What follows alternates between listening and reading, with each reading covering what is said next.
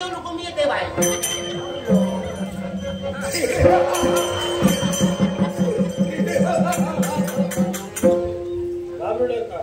म्हणजे बाबा मी विचारले मी पोटाने सांगत तुका बघल्या बरोबर कान बघल्या बरोबर माका वाटलं हत्तीची काय घरात येत.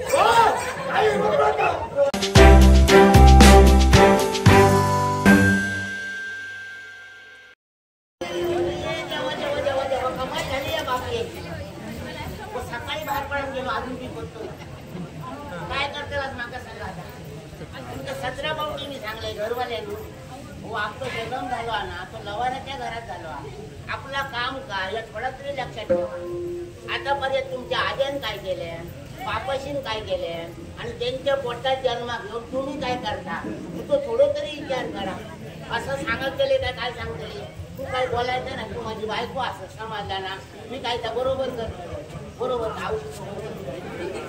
माझा राग याचा समजला ना पण गोवा बोलतो कसा म्हणून मी काय बोलत नाही समजला ना. आतापर्यंत त्यांच्या आजा पंजाने जी कामं केली ना ह्यांका नाही जमत समजला ना.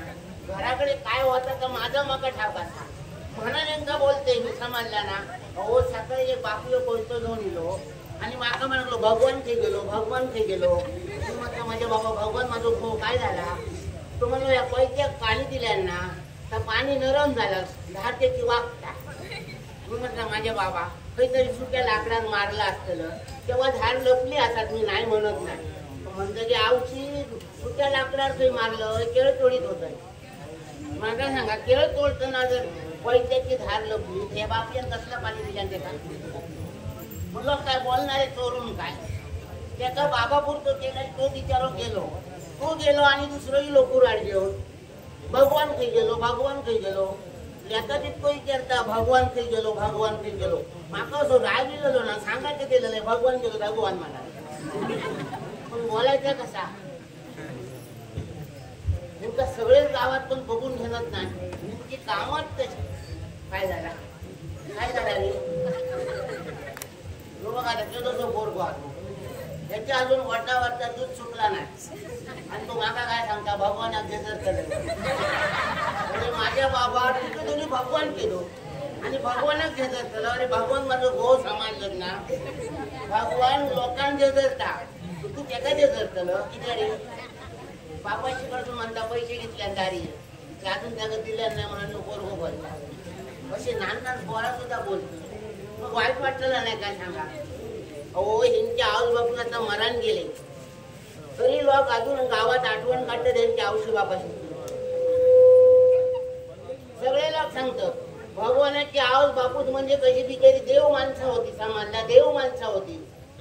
भगवानाची आऊस जर विचारू गेला तर भगवानाची आऊस म्हणजे हळदीचं उंडो भगवानाची आऊस म्हणजे हळदीचं उंडो आणि बापूस म्हणजे उसाचं दांड आणि भगवान जन्मा गेलो तो काळ तोंडो असं म्हणते बरोबर बघा वाईट तर आपल्या भावा कोणी असा बोलायला पण काय करतात जर पुन्हा तसे तर लोक बोलतले लोकांना तरी काय सांगताना गावातले सगळे लोक सांगतात मला भगवानाचा बापूस कसं या गावात वाघासारखं बिचारो वागलो. भगवानाचा बापूस त्या गावात कसं वाघासारखं वागलो पण त्या वाघाच्या पोटात तो कोलो कसं जन्मा गेलो समजलं असं म्हटले ना का मला रडा सुद्धा येत आहे. मग काय करताला मी काय म्हणते कोलो आपलं तो गोवला म्हणून मी काय बोलत नाही समाजला ना. आता मी वाक्य अजून गेलो नाही मी काय करतले आता मला वाटतं कदाचित दारू खाऊन कुठेतरी पडल्या वाटेत काहीतरी कुठली असतली पाय चोगत बघतलं आणि शोधूक जातलं आणि कुठली काहीतरी उठून घराकडे आणू घे बघ येत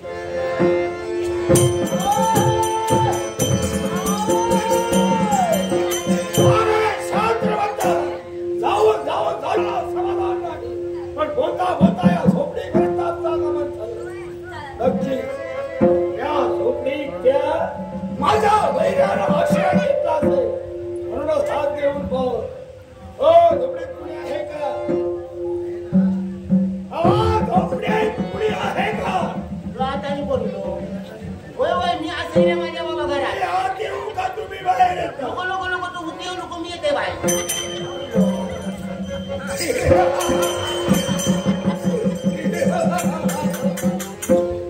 बाबडे का?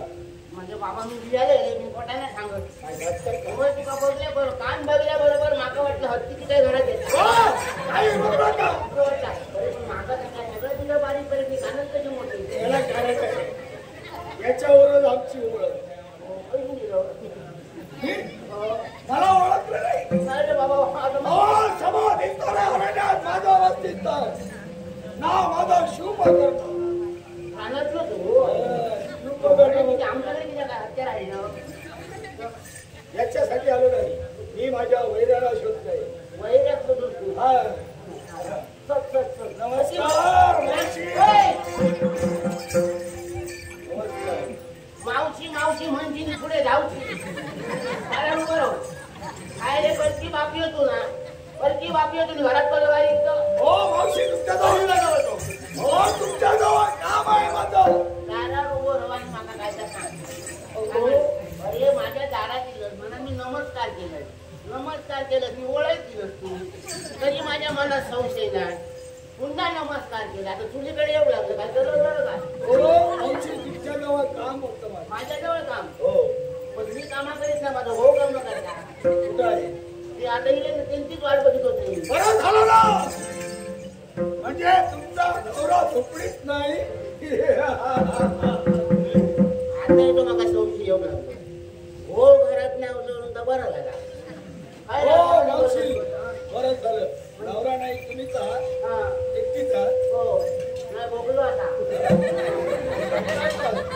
हो मावशी तुमच्या जवळ काम म्हणजे माझ्या बाबूला सांगायला होते काय मागा इतिहास जावट पण आता तुम्ही बाल माणूस वाईट असते माझ्यासारखे आमच्या वाडीत कोण तसा वाईट नाही मी जर गाडी घालूक लागले तर पाऊस उभा तर मला पण नाही उभा तर सांगायला हो मावशी असं काही मी विचारत नाही. मग सरळ काय असं तुमच्या जवळ काम म्हणजे मला विचारायचंय. विचार मध्ये काय मग या मार्गानं कोण आले होते का? किती जण येतात आमच्या अरे वाट्या व्हायला घर किती जण येतात जातात आमच्याकडे दोन बाकी हो एक कोलते घेऊन गेलेलो एक पुराण घेऊन गेलो हो कसं नव्हे माझा वैरी. या वैऱ्याला मी शोधतोय एक स्त्री आणि पुरुष. नाही बाल माणूस कोण नाही काय? नाही बाल माणूस कोण नाही खरं बोला.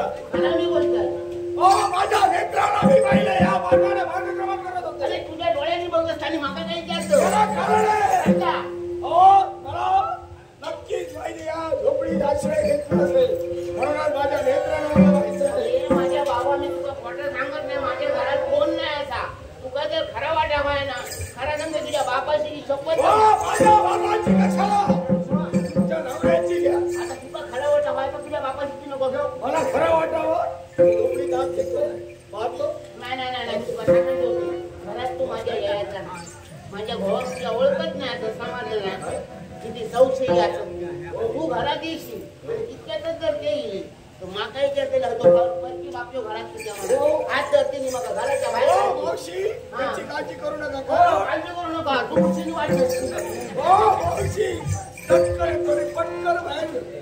माझ्या वैरीला पटकन. मी तुला सांगते तू आता सांगा नाही एवढं परकी बापयो असं माका तुला भीती वाटतात तुझी तसं नाही म्हणत नाही तू जर माझ्या घरात दिसतं ना तर घरात जा पण मी आधी बाहेर येतो मग या ना. आणि शोध पाहतोय. बघ मेल्याचे डोळे फुटले की बघ कोण हा काय बघ तुझा वाट डोळा झाला सत्य लागतो तो माका बोलावं लागलं का आता सांगा चटकन त्याची वाटतं देतं म्हणा सत्य नाही असं काय वाटायचं बोलावं नाही अरे शेजारी माझ्या सगळे धावाले कोणीतरी धावाले वाटला झाला कोणीतरी म्हातारे मला नको जातेस का? येतोय तुझ्या मागे.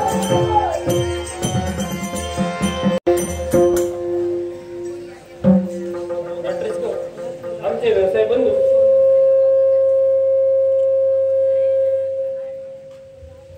दशावतार क्षेत्रातील एक गोष्टी जोडल्या जातात आणि त्या छेडताना त्यातून फक्त एकच नाद उमटावा उर्वशी उर्वशी उर्वशी. उर्वशीची आठवण आम्हाला झोपेत झोपू देत नाही, जागेपणी जाग सुद्धा राहू देत नाही. उर्वशी उर्वशी.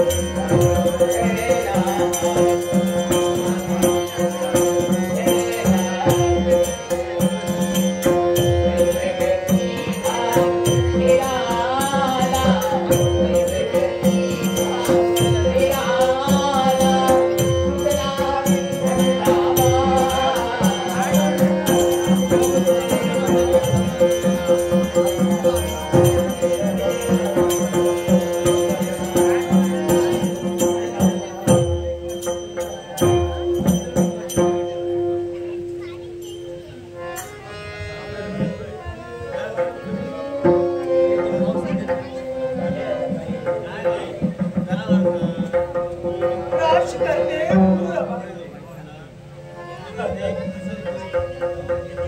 उर्वशीची आठवण आम्हाला एक चित्त सुद्धा होऊ देत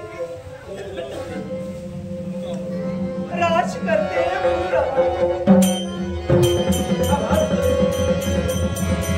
आमच्या घरापर्यंत येतोय आज वर उर्वशीचाच आहे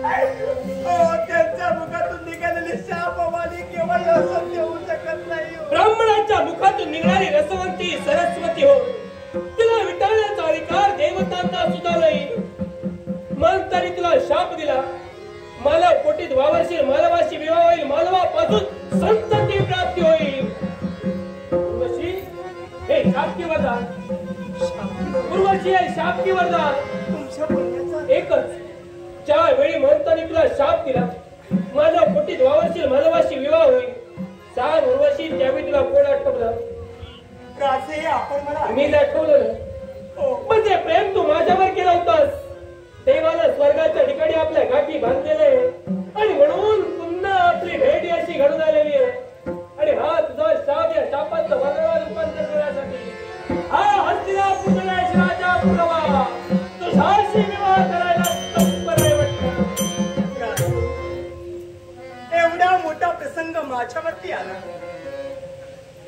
तरी सुद्धा सहज तुमच्या मुखातून शब्द बाहेर पडले आपण माझ्याशी लग्न करा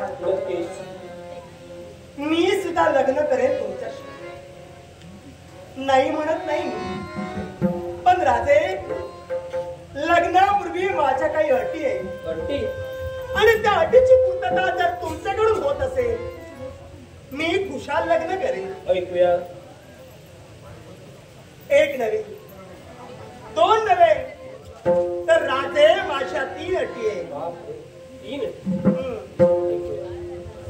राजे माझी पहिली अट या राजसुखाचा उपभोग तुम्ही घेताय वैभव संपन्न असे राजकर्ते तुम्ही आहात मग फक्त माझ्यासाठी आणि माझ्या प्रेमासाठी या साऱ्या राजसुखाचा त्याग राजे तुम्हाला करावा लागेल मान्य तुम्हाला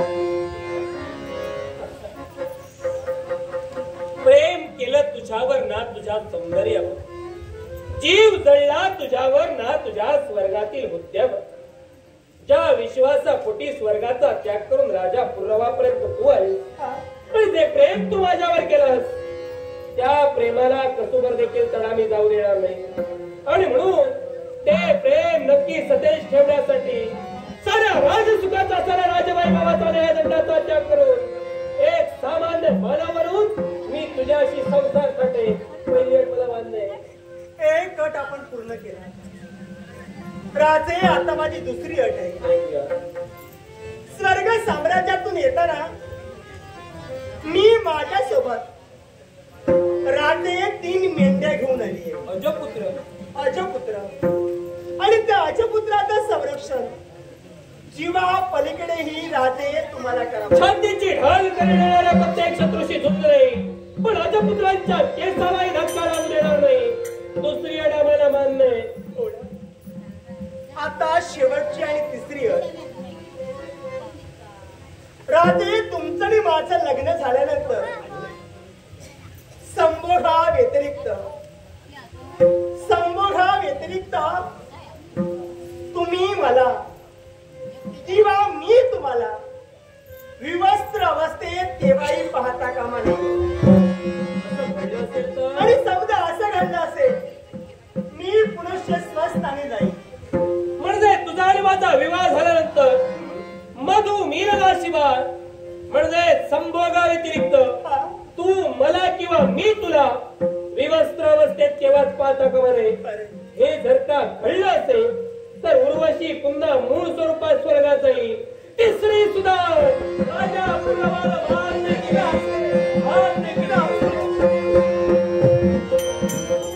माझ्यासाठी साऱ्या सुखाचा त्याग तुम्ही केला. नक्की सारे न्यायदंड राजदंड महाराणी इलाराणी यांच्या स्वाधीन करून एक सामान्य मानावरून तुझ्या समोर अरण्याच्या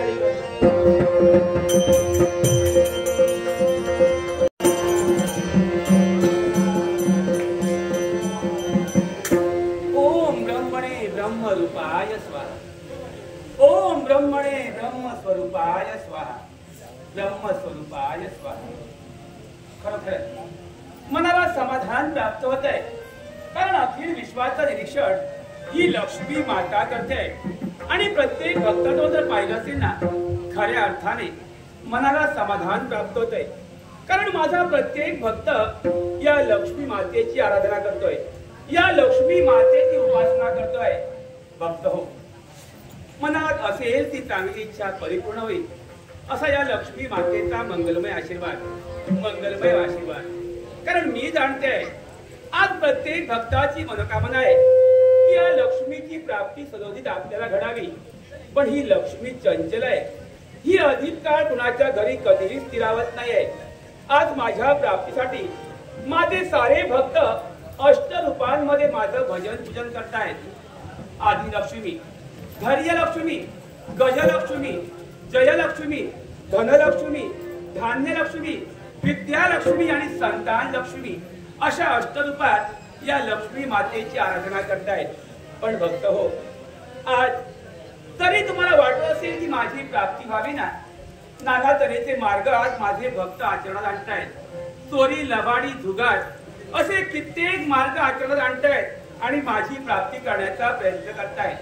पण ज्याने वाम मार्गाने या लक्ष्मी मातेची प्राप्ती केली ना, त्याच्या घरात कधी सुख समाधान प्राप्त होणार नाहीये. कारण कोणत्या ना कोणत्या मार्गातून मी त्याच्या घरातून बाहेर पडते, पण हे त्या भक्ताला कधी लवकरात लवकर कळत नाही. पण ज्यावेळी मी त्याच्या घरातून बाहेर पडते ना, माझी भगिनी म्हणते अवदसा त्याच्या घरात प्रवेश करते. आणि एकदा का माझ्या भगिनीने त्यांच्या घरात प्रवेश केला, त्याच्या घरात त्याला कधीही सुख समाधान प्राप्त होणार नाहीये. म्हणून माझी जर प्राप्ती करायची असेल ना, तर चांगल्या मार्गाने करा. आज माझे भक्त माझ्या प्राप्तीसाठी गंध, धूप, अगरबत्ती, पुष्प वाहून मला अडवण्याचा प्रयत्न करतात.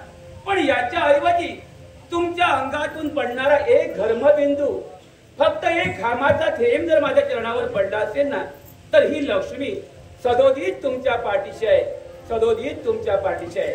तुमची भक्ती पाहिली आणि प्रसन्न मनाने आज प्रत्येक भक्ताला आशीर्वाद देते, प्रत्येक भक्ताला आशीर्वाद देते. पाहो तुमच्या सदभक्ती राया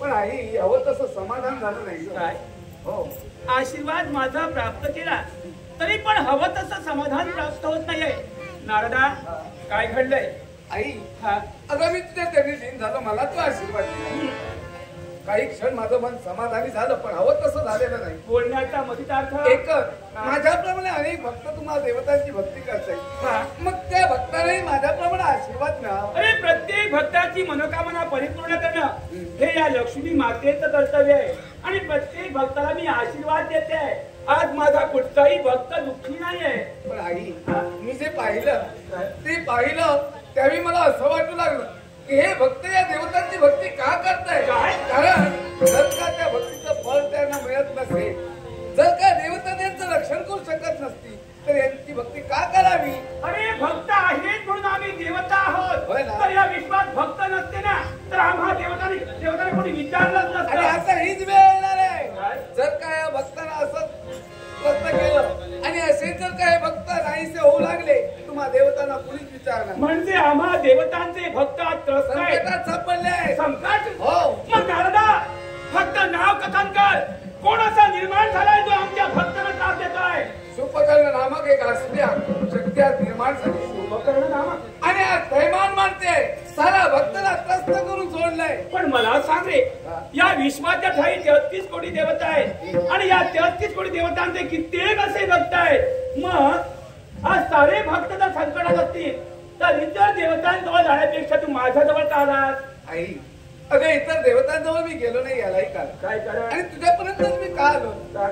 कारण हा जो शुपकर्ण माजलाय हा आई हा वर्दी आहे वर्दी हा कुणाच्या वर्दी सूर्यनारायणाची त्याला भक्ती केली वरदानाची प्राप्ती करून घेतली सूर्यनारायणानं अमरत्वाचं वरदान त्याला दिलंय. आपण प्रत्येकाला मृत्यांगावर ठेवलेलाच आहे. हा, आणि तोच मृत्यांग त्याला ठेवला आहे तो तसाच आहे.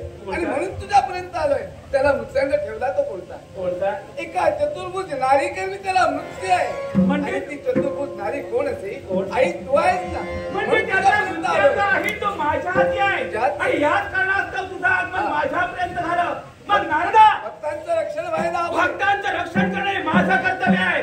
मग निघाले त्या शुभकरणापर्यंत माझा मंगलमय आशीर्वाद, मंगलमय आशीर्वाद, यावेळी मंगलमय आशीर्वाद. भक्तांचं